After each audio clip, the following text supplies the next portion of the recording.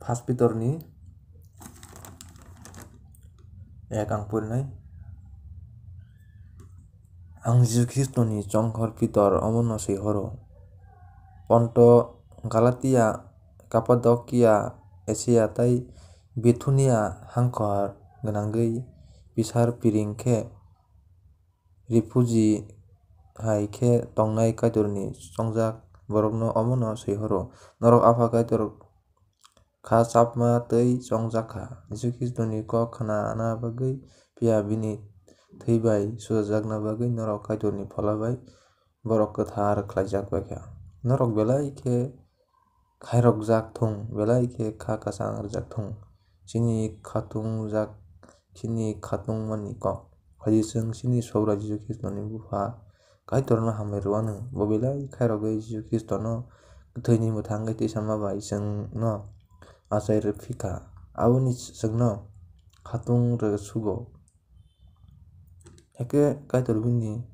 borokni bagui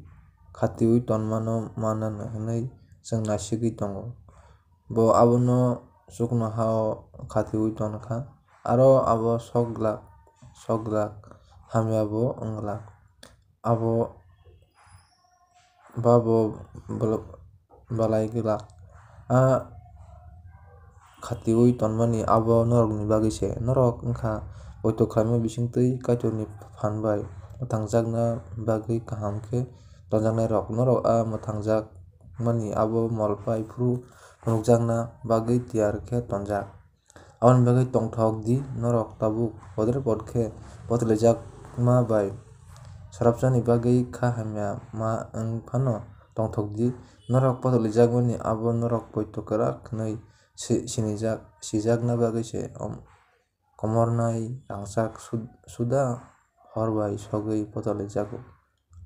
omotui khe rangchakni slai teibo kaham norokni poito bo soi tongna tei khe ma potulijak thai no haikhe Jesu Kristo nukjak phuru norok lobjaknai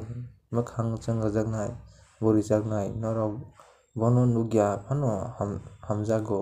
norok tabuk bono nugya phano bono poito khlaio aboni bagui no norok aswk belai khe tongthoklaio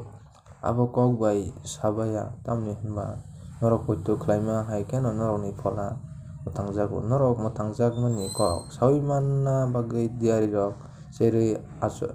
nachomlaikha kaitor norokno khairogui rwna hwnmani kok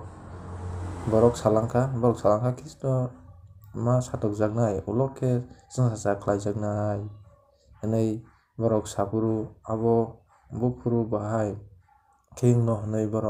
borokni bisingo tongnai Kristoni phola bai nachomlaikha kothoma kaham birnairok chuknohani rohorjaknai phola kwtharni phan bai tabuk norokno khwnarwmani abo diari rok salangkha borok salangmani borokni bagui klaya norokni bagui se klaio hwnwi kaitor borokno phunukha o kokrakno swari rok suda sina muchungjago kwthar khe tongdi haikhe tabuk samung khlainai bagui bwkhano kwrak khe tondi sijaui tongdi Jesu Kristo nukjak phuru norok khairokjakna no khatung sugui tongdi kok khnanai bwsa hai khe kaitorni kok khnadi norok mungsapano sia phuru muchungmatwi tai tatongsidi ahai wngyai norokno wingnai kaitor kwthar wngma haino norokbo bebado no kwthar khe tongdi belai maba hai hinui sao ang kwthar ba norokbo kwthar wngdi jotono mwkhang nasikjai samung khlai twino buthumnai kaitor no suri sanfru norok abono apha hwnwi hino aboni bagui no norok o swngcharo tonglang sak bono kiriwi tongi norokni chuchusongni sakni manwi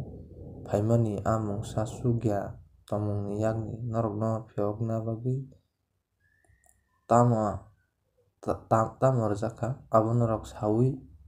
mano abo rangchak rwphai hai komornai manwi yak norok Kristoni thwi kaham bai phiyokjakha bo wngkha khait kwrwi mera bwsa kaham.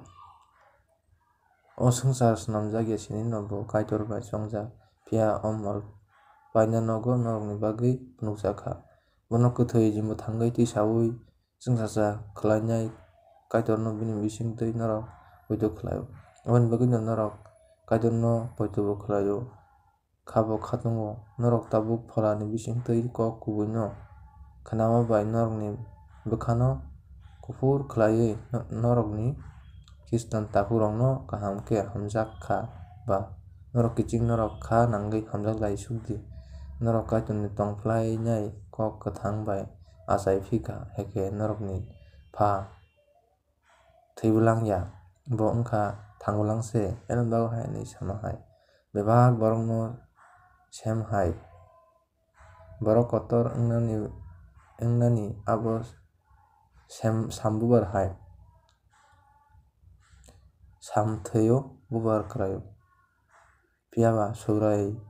ni kok malbung bung no tongo. A kok wngkha norokni thani pirnani a kotorma kaham. Elon ba kwthar phuarwi tongkha.